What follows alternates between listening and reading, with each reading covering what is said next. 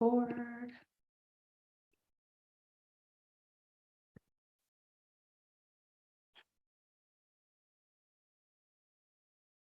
All right. Good morning, everyone. Welcome to this week's Spiritual View. I am here with my beautiful co-host, Kim Wilkinson, and Sheila is, I don't know, is Sheila working or is she just playing hooky today? Do you know? She is somewhere. I forget where she is.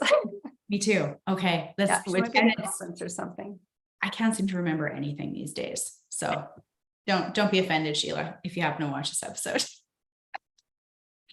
Oh, beautiful. So Kim and I thought we would hop on today and we would actually talk a little bit about spiritual entrepreneurship and what that might look like. And so I feel like some of you who are listeners who are thinking about entrepreneurship, you're going to hear a lot of things that might be where you're at now in your journey.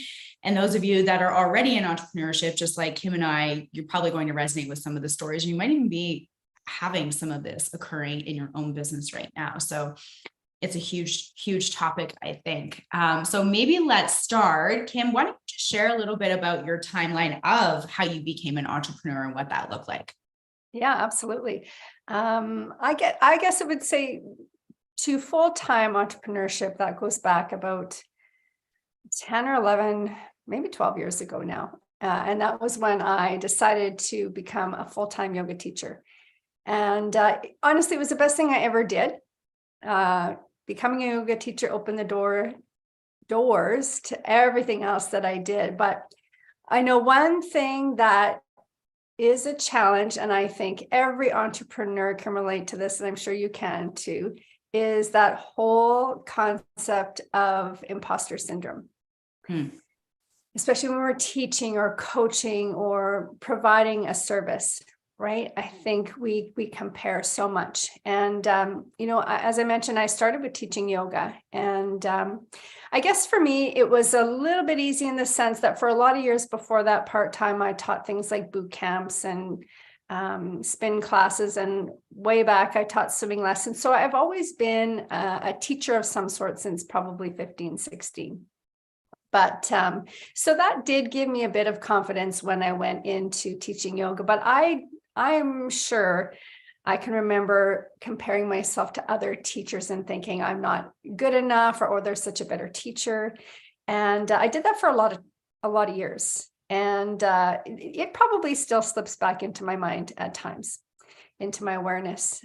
From there, I got into Reiki and other coaching, and I have so many modalities, I'm not going to go into them. But each time I went into something new, I definitely did feel that sense of, oh, I'm not as good as this person, or I don't have as much experience as that person. And yet, I'm also the first one to say, when I'm teaching, or even back in my old life when I worked in municipal government and would hire and train staff, to me, credentials wasn't necessarily the most important thing. Just because you have a piece of paper doesn't mean you're really good at what you've been trained to do. And that's in any case, whether you're a carpenter, a doctor, a yoga teacher, whatever it is. That's just something I've always looked at. But I can say it took me a long time to get over that sense of not being good enough or not being even as equal as anybody else, and to stop comparing myself. I don't know. Is that something you experienced as well? Yeah, it was funny, like looking back on my journey. And I think if you've, for the listeners, if you've watched previous episodes, then you know this, or you know me, then you know this piece about me, which is that I was a teacher for 15 years. And interesting, like I would have never told you that I was going to run my own business, own my own business, be an entrepreneur. Like that would have never been in my wheelhouse back then. Like, I came from a family where, you go, you get an education, or you get, some kind of ticket, whatever that is. Right. And then you get the 9-to-5 and you make sure you got a pension, you make sure you got benefits, and then you're set for life kind of thing. And, if we get into the realm of, oh, well, I don't really like what I do anymore. It's like, oh, well, nobody likes what they do. Like there was totally a lack of a, kind of sense of purpose. And it was more along the lines of, we do what we need to do in order to survive and to provide for our family and whatever. And we work hard so that we can have, a little bit of time to play kind of thing. Right. So even when I started, like, if I look back now, I can recognize, like, even in my teenage years, I always had more than one job. Like the aspect of being multi-passionate was always there for me. I was always doing all of these different things and didn't really, I thought I needed the money, or I thought, whatever that was. Right. But, when I got into teaching, and I too used the gateway of yoga, that was my very first one. And I feel like, top 3 gateways for most people who are going to become spiritual entrepreneurs: yoga, meditation, Reiki, right? Those are the 3 doors, or excuse me, one of the doors you'll use to walk through. And then who knows what happened. Like I could have never guessed that walking through those, I have all those 3, and who would have ever guessed that using those 3 doors would have brought me to, now I do Akashic records and past life work. And at the time I didn't even know what that was, right? Like you never know. Right. But I remember earlier, like in my yogic journey, I totally had a lot. And truthfully, I actually had imposter throughout a lot of it. I don't necessarily have it so much anymore, and it can creep in. But even when I started doing the Akashic records and the SRT, I had that. And there was always this, it took me a long time to really recognize and to understand and unplug from the hierarchy, right? Where it was always the comparison of looking at the person that trained me, or the person that was the teacher, or the person that introduced me to it, and being like, oh, well, they do it so much better. So why would anyone want to come and see me? Right? Or why would they pay me when they can pay that person over there who's already been doing it for X amount of years and has so much more expertise and is way better at it. Right. So that's something I've gone through a lot in my life that I feel like creeps up for everyone. And the one piece that I often say to my clients is entrepreneurship, or whatever other word you want to call it, solopreneurship or business ownership, whatever label you put on that. That is like a fucking fast track to your healing. Like if you choose that path, all of your own personal shit is going to come up in your business. At least that's been my experience. Has that been yours as well? Yeah. Yeah, absolutely. Yeah. And so it's interesting, right? Because it's how we show up in one area of our life is how we show up in other areas of our life, right? So even a really tangible example of that is, when I decided to start the online portion of my business, which would have been, when the world shut down, essentially is when I started to look at it. I was fucking terrified. I was terrified to show up on social media. I was terrified that people were going to be like, who do you think you are? You don't know what you're talking about. You're making it all up. You're a fraud. You're a farce. Like all of those things. I was terrified of getting attacked on social media from the aspect of my abilities, but I was also terrified of getting attacked on social media for who I was, and all of my personal stuff, like my relationship with my body, my relationship with how I looked and how I dressed and how I would speak, and all of those things also came up to the forefront because I was like, oh my God, like one of the stories I always told myself was, when I'm 20 pounds lighter, then I can show up live. That was a big one for me. And my body has been a lifelong thing for me. And it just reared its ugly head right again there as well. Did you have anything like that? Not in that sense, but I definitely found, working in all the different modalities too, like you said, it mirrors for us, Mm-hmm. Even the type of clients that we attract. Yeah. We tend to attract, people who are going through what we're going through or what we've gone through. And I think that's fantastic. It's scary as heck when it happens because you're like, oh, right. But like you said, it's the chance to clear our own shit and transform. Right. And then we move from those old beliefs of not being good enough and, not being capable. Mm-hmm. And I think for me, one of the biggest thing that I learned through all of this is that the most important thing in whatever I do, whatever modality I'm working in or any area of life is being authentic. Right. Mm-hmm. And I know you and I are on the same page with this as far as, we've taken a lot of trainings, and we're always told you have to do it this way. You can't combine this with that, right? Yeah. I mean, for a lot of time before COVID, we were taught in so many modalities, you cannot do this online. Yeah. Right. And I remember the year before COVID, I was getting this nudge, this intuitive guidance to start doing the Reiki trainings online. And at first, when that message came through, I was like, I can't do that. Right. I'm not allowed to do that. Mm-hmm. Right. But okay, who made that rule and why? And why does it even have to be a rule? Yeah. And I eventually got over that. And I think how I got over it was, I thought, okay, we teach distance Reiki. So why can't we teach distance training? Yeah. And so I decided to do it. And I was nervous because I thought, what if this doesn't work? What if it doesn't work? But honestly, we went through it, and the feedback I got was amazing. And my understanding from their feedback was that it was just as powerful and educational as an in-person training. Yeah. And then I started to run a few more after that. And then, of course, COVID came.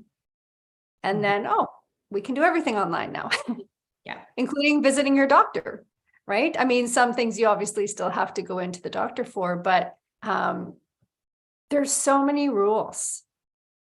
And I mean, gosh, we could have a whole episode talking about rules. And, sometimes it's good to have rules and boundaries, but you know what? Sometimes they can be expanded. Yeah, like it definitely depends where they come from. Like for me, when I started to kind of blend my stuff together too, because I had the same thing. I was like, okay, well, you either have to come for Reiki, or you have to come for this, or you have to come for that. And then I was like, those of you that work in the spiritual realm will understand this. You can't just turn shit off.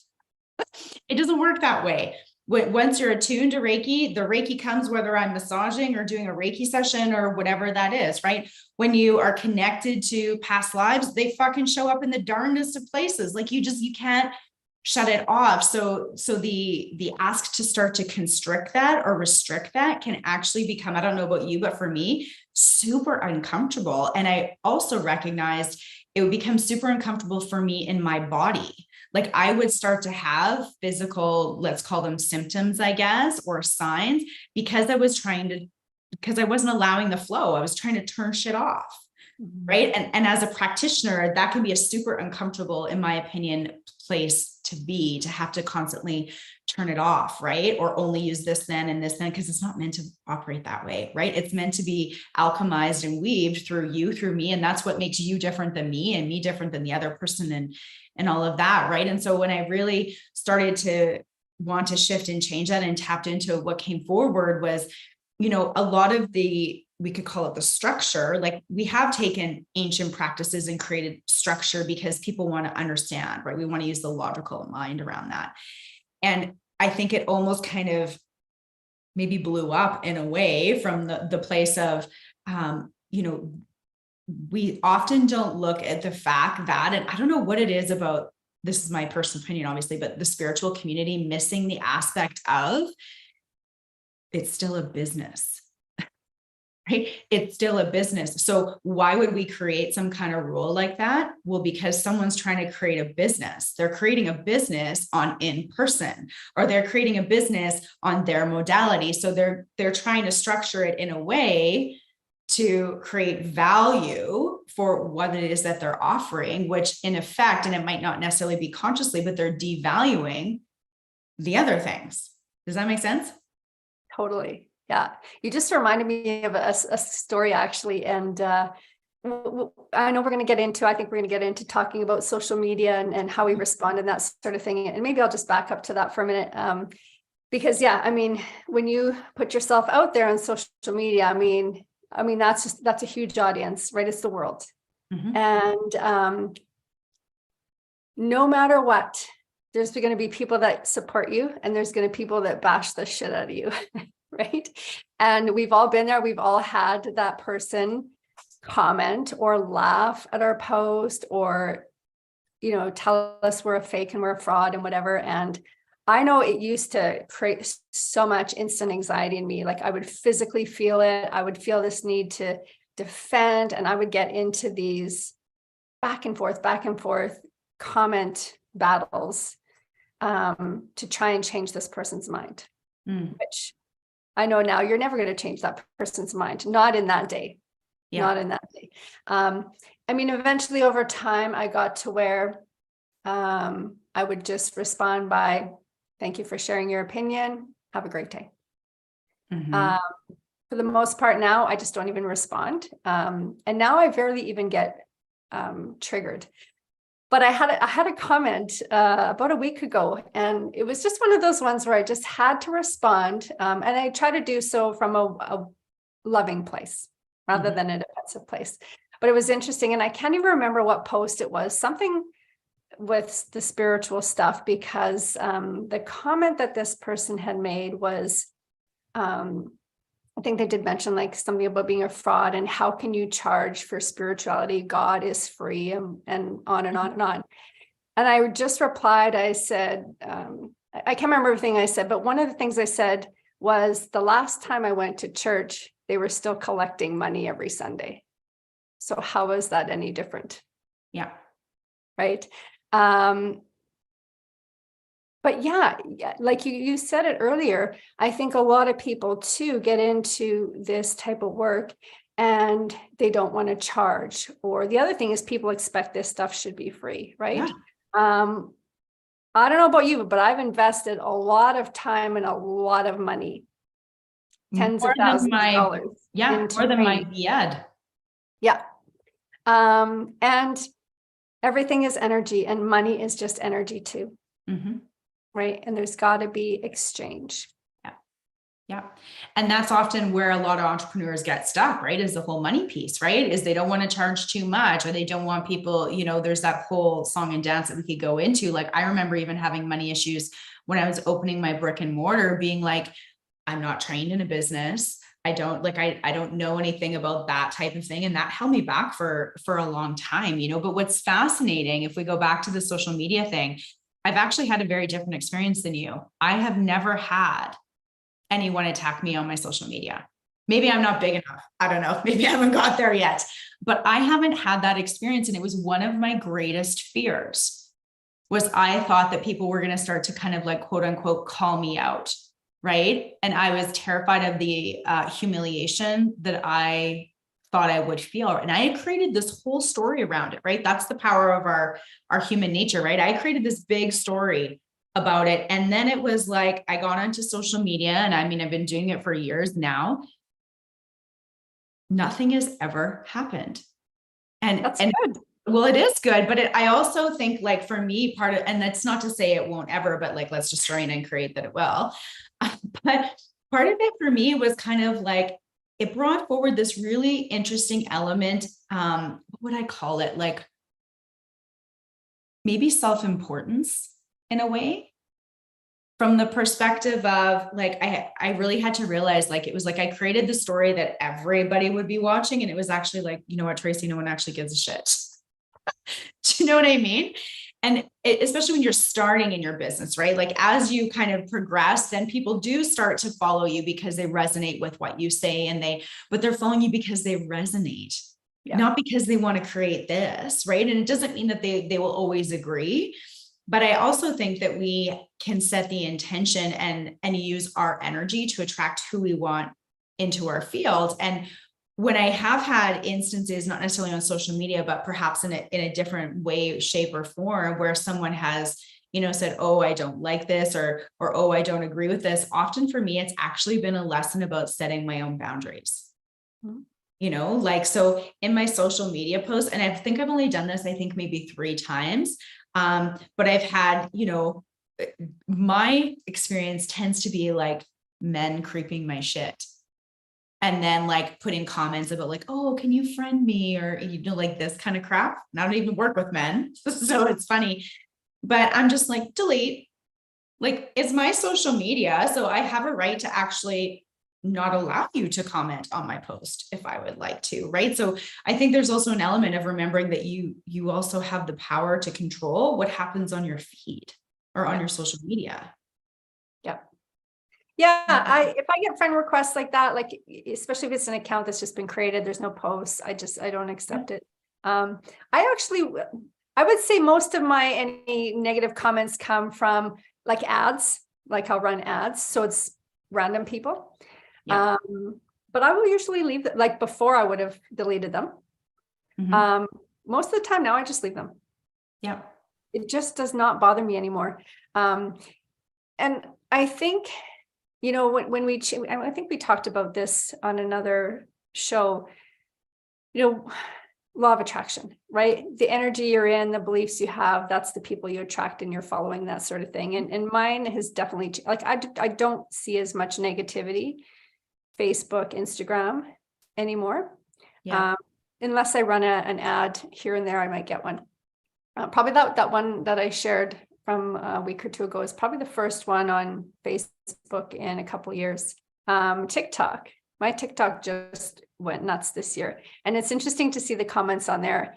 And this is where I really realized that, okay, I am done with this and I am 100% being my authentic self because I don't even get that little poke anymore. So let's talk about my hair. So I've had my blue hair for over a year now. And I don't even know why it started, but I have gotten so many comments from men, women, children, all ages, seniors in the grocery store that they like my hair. And I thought, okay, well, this is all a good sign. And honestly, it's become the greatest marketing tool for my business because everybody remembers the lady with the blue hair. Not until this last month have I experienced any negative comments. And it's interesting because they're all on TikTok, the ones that are there. I have a couple of posts and I can't remember which video it was, and I haven't really read through all the comments because I just don't give them my energy anymore. But there was a few comments about, you know, why the blue hair? I can't trust what someone with blue hair says or whatever. And I just, you know, when I saw it, I kind of laughed. But what was interesting is all these other people that I don't even know that were following were jumping in and you're rude and, you know, how can you say this? And like these battles back and forth that I'm not even engaged in and to watch this. And so what I learned from that one, and I don't want to say I don't give a shit. It's just this acceptance of myself and acceptance of what others think. And if they don't like it, it doesn't matter. And I don't need to, you know, justify. But it was interesting too, to see the others who I don't know jump in and get into these heated battles. And for me, I just recognize it now as just a complete waste of time and energy. Yes. That's what it is. It's a complete waste of time and energy. One, I don't need to change the person's mind. I don't need to explain. And I don't need them to even be a follower or a client or a friend. Yeah. It's their choice. And whatever they choose is 100% fine by me. Totally. And so it's a good feeling to finally not be bothered by anything like that. Yeah. At all. It's like, you know, if I were to sit down and write like 12 rules for the beginning entrepreneurs, like that, like there's my top two. Like the first one is to remember that no matter what business you're in, right? 'Cause you don't have to be doing spiritual stuff, but no matter what business you're in, we're never in the business of convincing, right? Because that is not the energy that we want to come from. It's not the energy that's going to create what we want to create in our business, which ultimately is abundance in all way, shape, and form, and, you know, community, all of those things, right? It's not my job to convince you of what I'm sharing, right? If it doesn't resonate with you, then, you know, totally cool, respect that, and go find someone else that it does resonate from, right? And the second piece about being, you know, authenticity, and this is always fascinating to me because I don't know about you, but I've taken a lot of business online training over the years, right? In terms of marketing. So they talk about strategy, they talk about, you know, all the funnels you're supposed to do and all of this stuff that I don't do, by the way, but all of that kind of stuff. And what's been dropped into my field, probably actually last week, it came in through again. And this is maybe the third time it's come through, 3 different people, none of them knowing each other. And one of the pieces of feedback that I've gotten was that my social media specifically is too, and they all use the same word, which is fascinating, is too curated, was the feedback I got. You're too curated. You need to be more like just raw and real and, not all the fancy photos. And I was like, the first time I heard that, I was like, oh my God. And it took me a minute to check myself before I wreck myself or whatever. Right. And the last time I heard it, I didn't get a trigger at all. But what we have to remember, no matter who we're getting feedback from and whatever is, number one, where's your authenticity in what you're putting forward into the world? Right. Like, so first of all, all 3 people that said that to me, none of them do branding. None of them do photos. None of them do that. And that's totally cool. But I actually like to do that. Like, I don't do it because I think I have to, or because I think it's the only way I'm going to be successful. I do it actually because I love to do it. I love having beautiful photos. It's just something that I really enjoy, and it's a creative outlet for me. And some of you would know this, like if you come to my home, you would see that my home is curated too, because it's actually a part of who I am. Right. So like, everything kind of, not like OCD, everything has its place, right? But my home is curated. One of the comments I've gotten before is like, your home kind of looks like a magazine a little bit. It kind of does, because that's just a part of who I am. And that's kind of the aesthetic, I guess you could say, that I like. But for someone who isn't that, right, then it gets turned into a place of, well, you're too curated, you need to do this. And so often when we're getting feedback from people about our businesses, we also have to remember, or to look at, where's the lensing coming from? Right? You're not going to get a business coach sitting in front of you who's going to help you, that's going to say, you need to do funnels, unless they probably do funnels. Right? And likely you're going to get one that says, well, you actually don't need to do funnels because they don't fucking do funnels. Right? Like, so it's all, there's projection in all of it as you move through your business. And so I feel like one of the most important aspects is that aspect of authenticity. So, if you're hearing or learning that, you should do A, but what you really want to do is B, fucking do B, because they ain't going to work for you anyways. Yeah, I agree 100%. I think whether you're into, a spiritual entrepreneurship, or just any other entrepreneurship. My belief is that we're all co-creating no matter what. And, to be authentic or to really co-create, you have to be open. And the only way to really be open is to be authentic, right? If you're, like you mentioned before, when you're combining all of these different modalities, if you're closing things off, shutting things down, you're not open.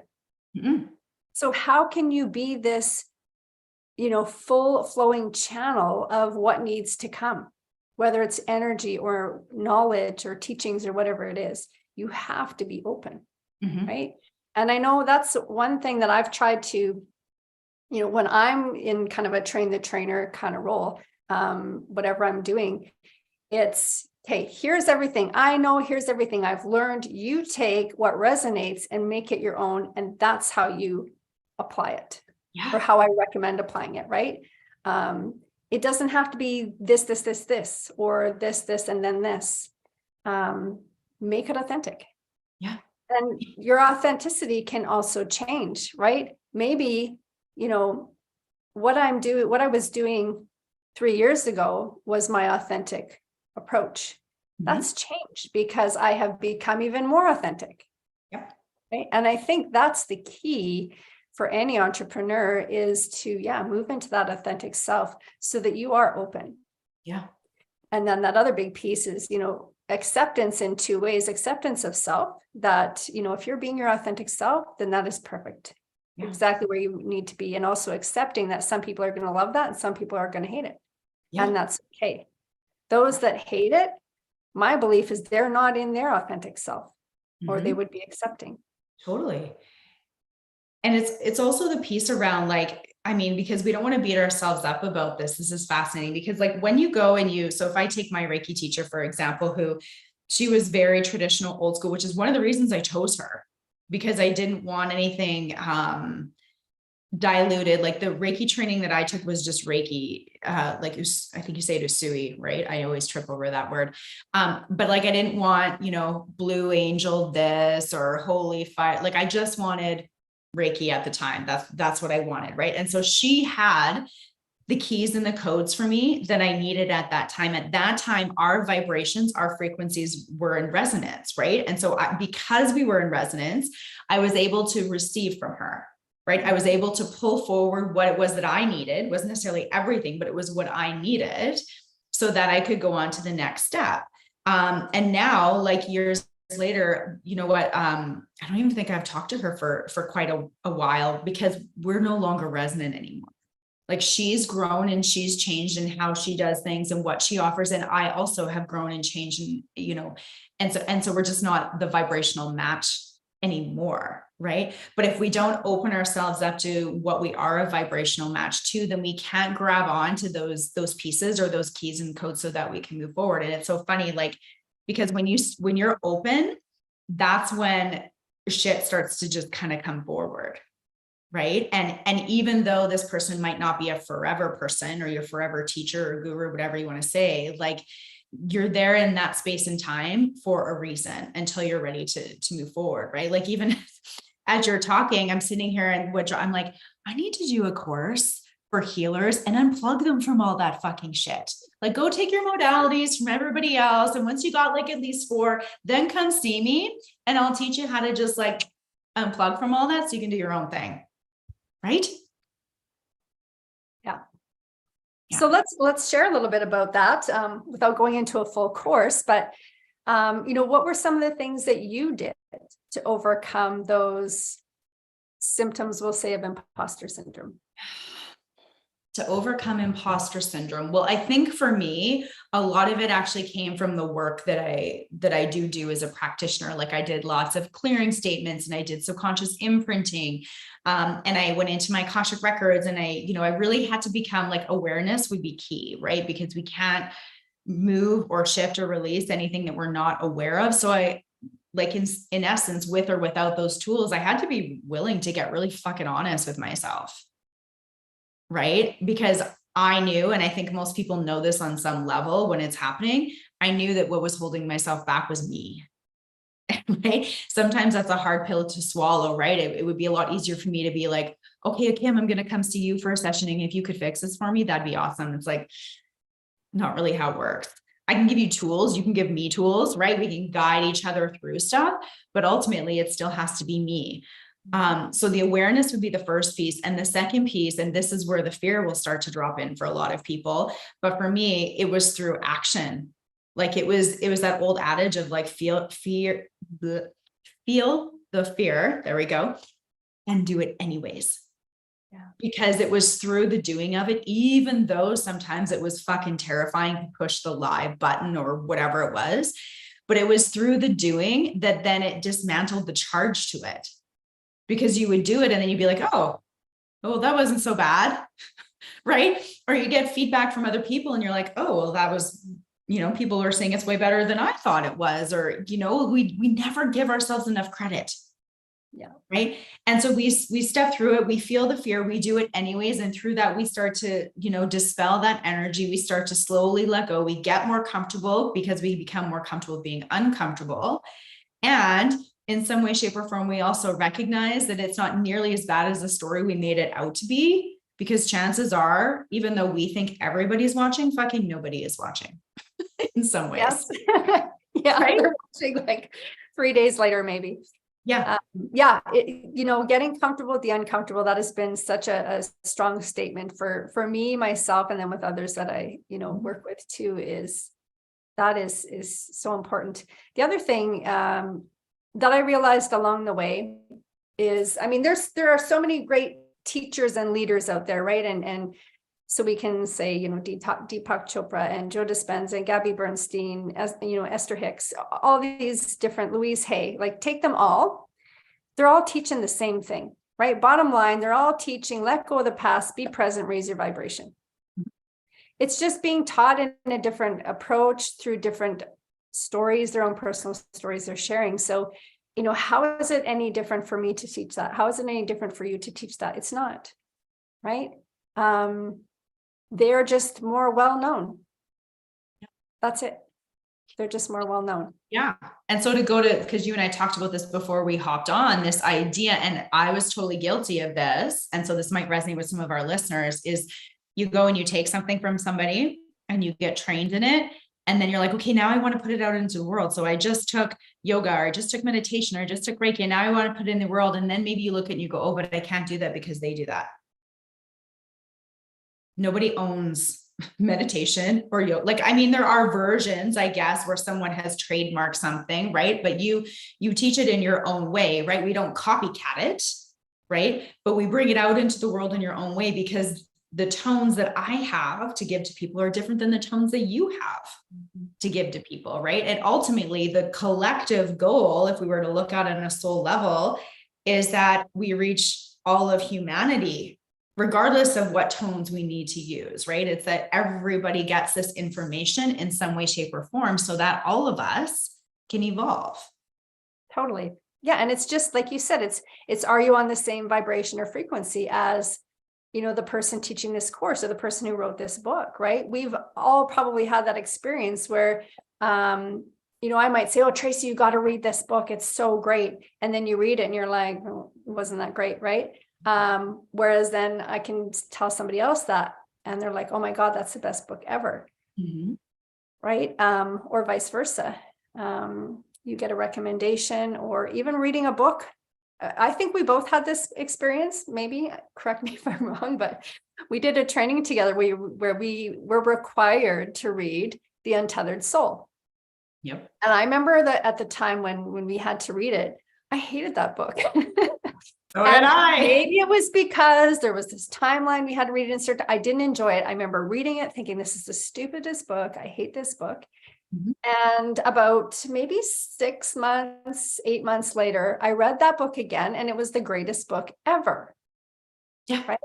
But I wasn't in a place of openness, or I wasn't in a place of being ready to receive, or in the right frequency. Right. Yeah. I can think of other videos. So for example, there's a video I've played probably a million times in a lot of different trainings and workshops, and it's Dr. Sandra Parker, Love Over Fear, I think. And it's like a 4 or 6 minute video, but she's basically talking about, there's one choice, love or fear. And probably the first 100 times I watched that, I got the message, but not like I have the message now. It took watching it that many times until one day, I don't know, I just took it in a whole deeper way, and maybe even embodied it. Yeah. And I think that's been something I've been really aware of lately. Is it's one thing to understand something, but another thing to really embody it. Totally. And that's where I think a big shift happens. But yeah, at the end of the day, we're all trying to offer something good. We're trying to offer healing. We're offering light and help and guidance. Yeah. And, 2 things that I would love to just kind of add to what you've said, Kim. The first thing is, like, being open to receive is like it,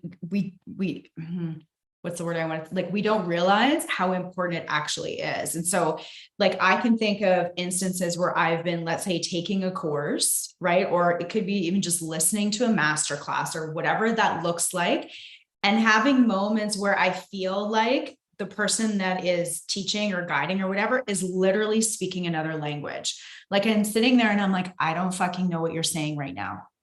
Right. And it's like, rewind on the replay. I listened to it like 12 times. I'm like, I don't fucking get it. I don't fucking get it. And I used to go into this story of like, well, I must not be spiritual enough, or I must not be gifted enough, or I must not be smart enough to get this. Right. And it's none of those things. It's that I wasn't ready to receive what was being said. But then when I go back, let's say 6 months later or a year later, or whatever, and I listen to it again and I go, oh, I totally get it now. Right. But we have to remember, when anytime we're listening to, you could be listening to me, to Kim, to like whoever it is, and they're speaking to, especially a group, there's different things that are landing for different people. Right. And it's like a marionette puppet in a way, right? We're just pulling on different information streams to bring it in. Right. And so sometimes we have to really allow ourselves to even just to be open. So if we're that person that's automatically closed off and it automatically like this, or in a state of judgment or a state of I'm always right, or this person's always wrong, we're blocking ourselves off from receiving all of that. Right. And the other piece that I want to bring up is, when we talk about like being in resonance or in that same vibration with someone, that doesn't always mean that it's comfortable. So what I mean by that is, I remember taking a course, actually the beginning of COVID. It was one of the first business courses that I ever took. And I watched this person's masterclass, and she's actually a really good friend of mine now, which is hilarious, because I watched this masterclass and I was triggered AF. Like, I was so triggered by this person. I was sitting there, I'm like, I don't fucking like you. I just do not like you. And for whatever reason, I got this message. It was like, yeah, she's triggering you, sign up for her course. And that was the first time I'd ever done that. In the past, I would always sign up for things because I would see the person, I'd be like, oh, I think I really like her. I'd like to be her best friend. Like, right. And that would be the thing that would get me to say yes to it. And this time it was like, I just did not want to even touch this person with a 10-foot pole. And I can share this because she knows this story. So it's not like it's a secret. But so I signed up, and it was one of the best things that I ever did. And like I said, now we actually partner together in business. We're really good friends. We talk almost every day. Like, it's hilarious in a lot of ways. Right. But sometimes it's not always the, oh my God, I love this person, so I'm going to say yes. Sometimes it's this person like shakes my shit. And so I know I need to say yes. Yeah. Yeah. That's where the growth happens, right? Totally. Yeah. I love that. Yeah. I had something kind of came into my mind and I've totally lost it. That's why I write shit down. I'm like, yeah. Oh my goodness. I feel like I was going to share something else about making that shift. Oh, I know what it was. I think, what we're all trying to do, whether intentionally or consciously or unconsciously, probably more unintentionally but it's rewiring ourselves, right? Mm-hmm. I mean, we're hardwired the way we are just because of how we've been brought up, what we've been exposed to, what we've been through. And, some of that hardwiring is good, and we need to keep some of that hardwiring, and some of it needs to be rewired. Whether it's beliefs, patterns, behaviors, that sort of thing. And my experience is kind of coming back to that difference of knowing something and embodying it. I think when you embody it, that's when that rewiring happens. Mm-hmm. And my experience is when I've made a huge, like complete rewiring shift like that, it's almost like you can't undo it. It's like you can't go back and have that same belief, or you can't go back and approach the situation you used to. No matter how hard you try, you just can't. And that's a good thing. It's a good thing.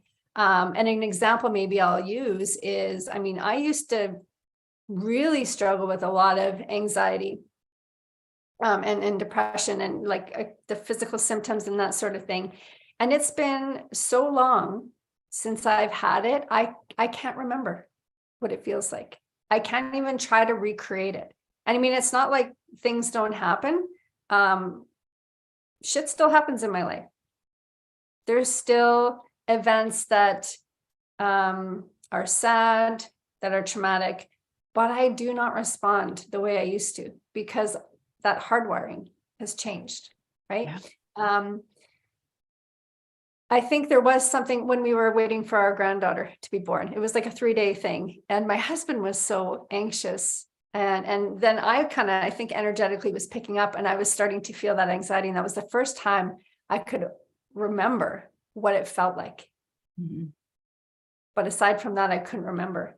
And I just share that as an example because there's so many ways that can be applied, right? Where you get to a point, if you kind of do that work, you get to a point where you can't remember what it feels like to have imposter syndrome, or you can't even recreate that within you because there's just been that hardwire shift. Does that make sense? Have you had any experiences like that? Yeah, like I feel like when I get to the place where I'm embodying something, it feels very second nature. So it's almost like you go from this place of, okay, right now I'm trying to learn how to embody this. So it feels like work in a way, and it feels like I have to practice, and it feels like it's kind of top of mind, and I'm, putting a lot of energy and effort to it. And when that shift finally happens, it's number one, it's almost like I don't even notice, right? It's like we move into student to mastery kind of in a way, right? So all of a sudden I don't really notice, and I just do it. And it feels second nature, and it's easy, and all of that practice and effort and energy just kind of like falls away, right? And then I almost kind of forget. And then all of a sudden something will pop up to remind me, or someone will say something to me like, oh, wow, you really blah, blah. And I'm like, huh, yeah, I guess you're right, right? It's like we don't give ourselves enough credit when we get to the other side of it, just because it's just a part of who we are.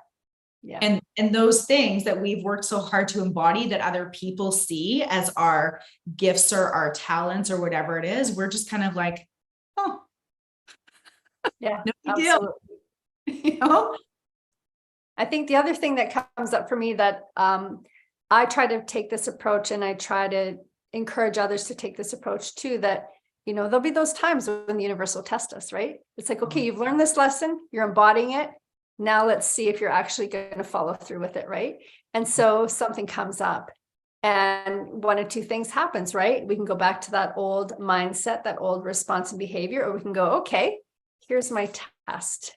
Yes. Grateful for this, right? And move through it in the new way.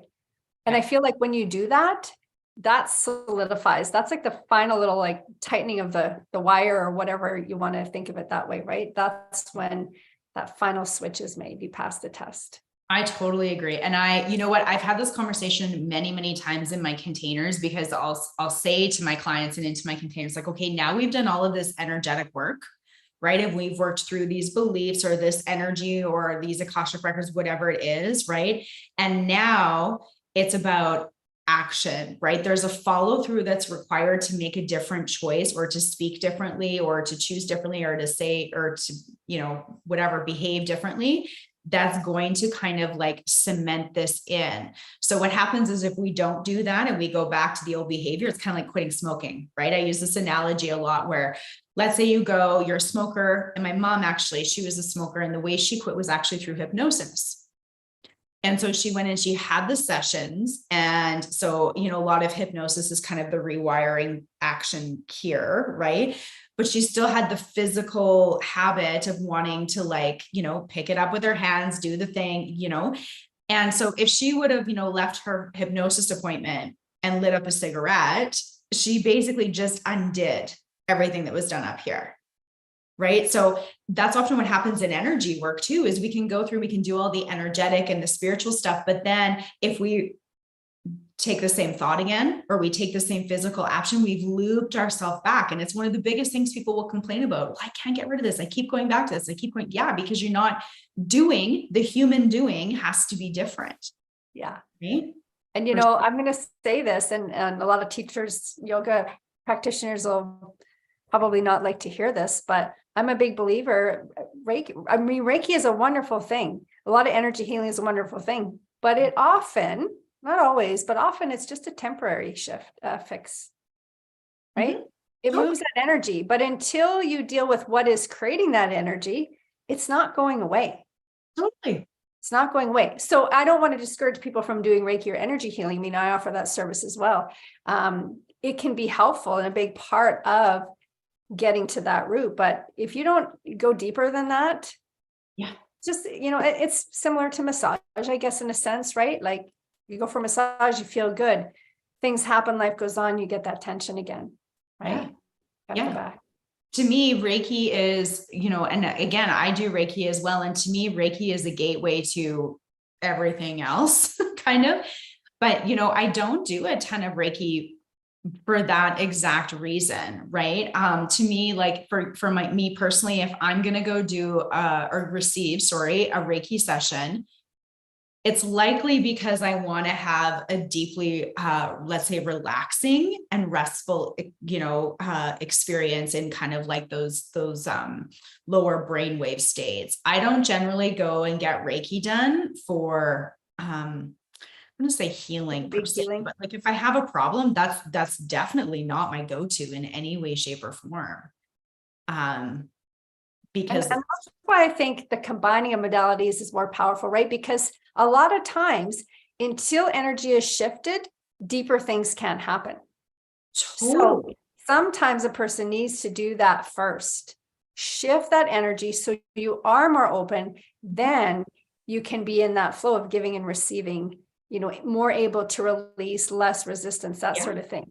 That's why I offer intuitive massage sessions. So I do body work, and I mean, all my massages are infused with Reiki because it relaxes the physical body, because we drop into the parasympathetic nervous system. And when we feel relaxed and when we feel safe, then we can open up to looking at what we actually need to see. So I start with the physical body first and we drop in.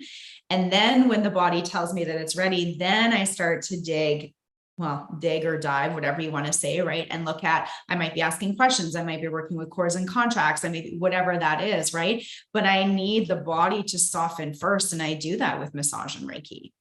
Yeah. Right? It's the gateway. It's the portal in. All comes back to being open, right? Yeah, totally. So true. Yeah.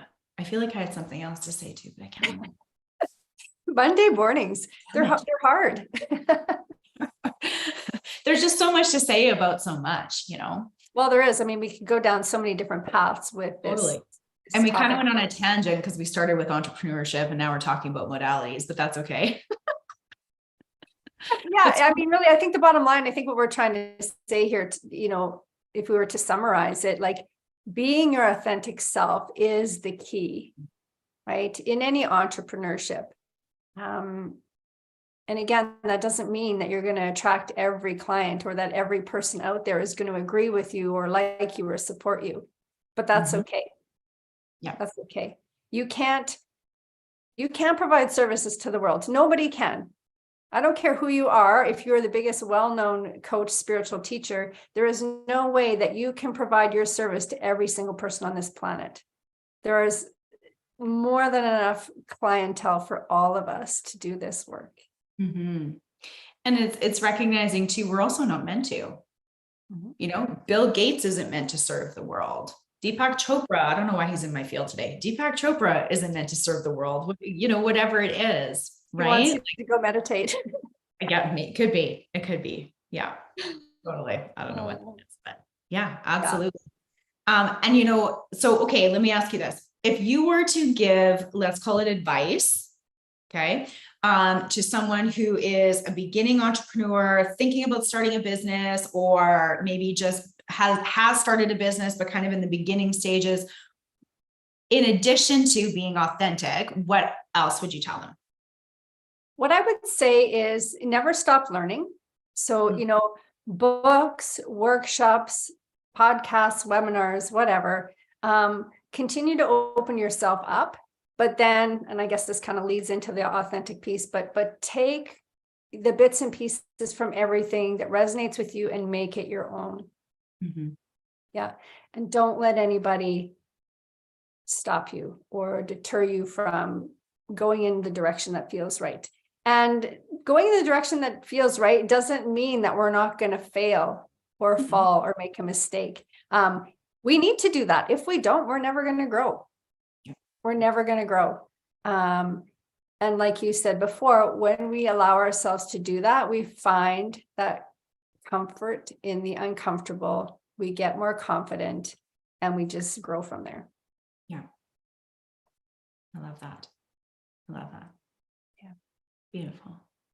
And for every one person who has something negative to say, there's 20 others that are happy to support you. Focus on that. Yeah, absolutely.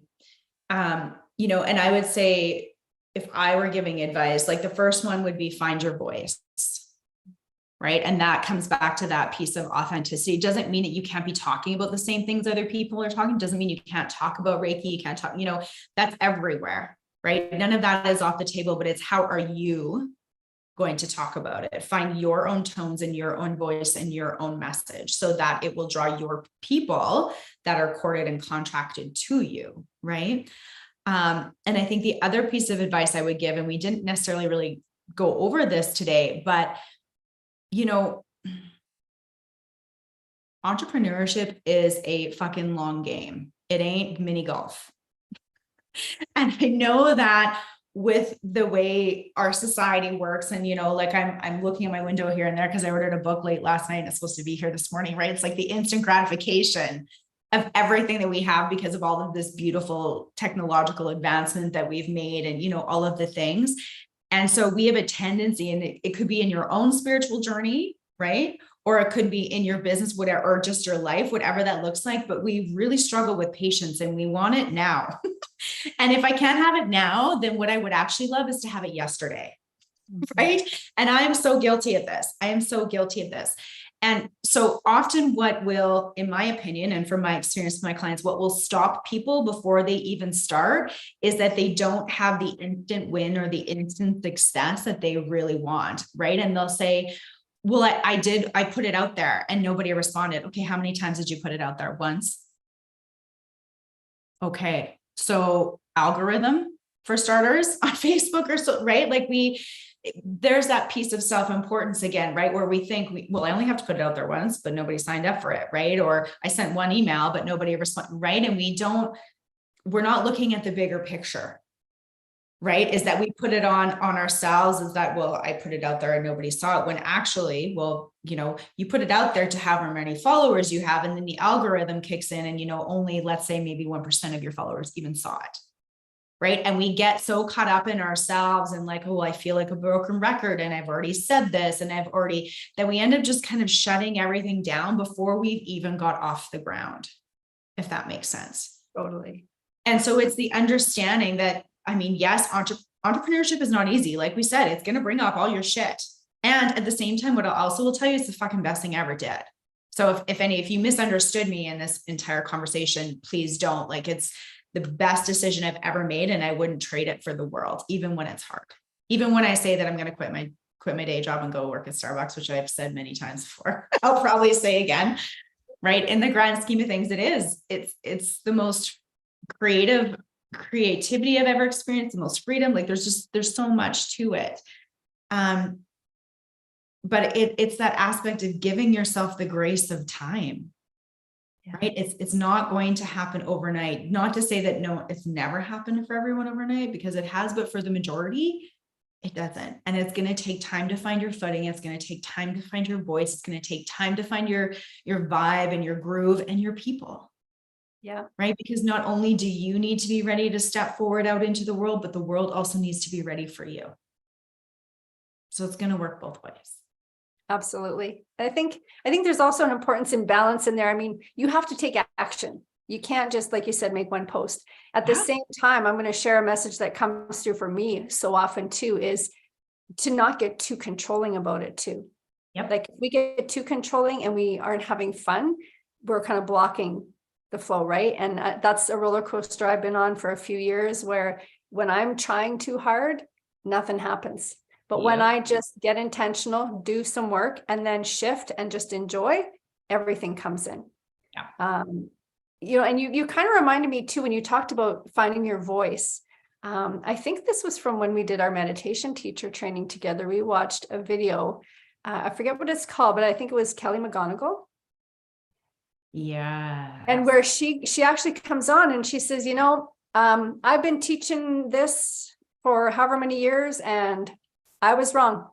And she admits what she was saying, right? She's changed her mind. And I thought, that is just such a powerful lesson in itself, right? Because we are going to change our beliefs. And so, share what you believe now. And if that belief changes, don't have shame, don't hide. Hey, you know what? I've changed my view on this. I've changed my opinion or my belief on this. And here's my new belief, right? That was such a powerful teaching just in itself. I can't even remember what she was talking about, probably something about meditation or think it was stress. I think it was something about stress. Yeah, that's right. It was about stress. Yeah. And she was teaching this about stress. And then she came back and said, you know what? No, I had it all wrong. And I thought, wow, that, that was powerful, because we are all human. Yeah. And, some might say it was a mistake. Some would say, no, it's just, she furthered her learning. And it was powerful because it was authentic. Yeah. So yeah, you just reminded me of that. I'd forgotten about that video. So yeah, find your voice. And you know what? If what you say you don't resonate with 3 years down the road, that's okay. Then just keep speaking. Yeah. Because eventually you will find those tones, right? But sometimes, just like in our healing work, like I often refer to our healing work like an onion, right? It's like you start on the outside and we just peel. You can't get to the center just like that, right? Like you got to peel layer by layer, and our body's got to adjust, and we got to move through this stuff. And so it's, it's definitely an evolution, right? And finding your voice is kind of the same thing, right? It's, you're going to start, and most people will start and they're going to be very generic and very general because they're a little trepidatious, right? They're not sure, right? But the more that you do it, you'll start to peel back those layers. And the people that you look at now in social media that you think like, wow, they're so polarizing, like, look how strong they are and what they share and whatever, you'll get there too, right? You're peeling back. You're just peeling back. And when you finally find that voice, it literally will send ripples out into the world. Absolutely. Yeah. Yeah. Beautiful. We could go on all day, I'm sure. I know, right? Like there's so much to say in this. So for sure, please not only like and subscribe here on YouTube, but go to our Facebook page. And you'll find the replay link right there. And please continue the conversation, because we would love to hear your spiritual views on all of this, as well as your experiences for those of you that have had some or are entering into entrepreneurship. Or if you have any questions for us, we're happy to answer those as well. So please feel free to tag us in your comments and let us know where you're at. And we will continue the conversation over there. Okay, perfect. Any last words, Kim? No, just have a great day, everyone. Yeah, awesome. And we will see you next week on Monday on The Spiritual View. Take care. Bye. Bye, everyone.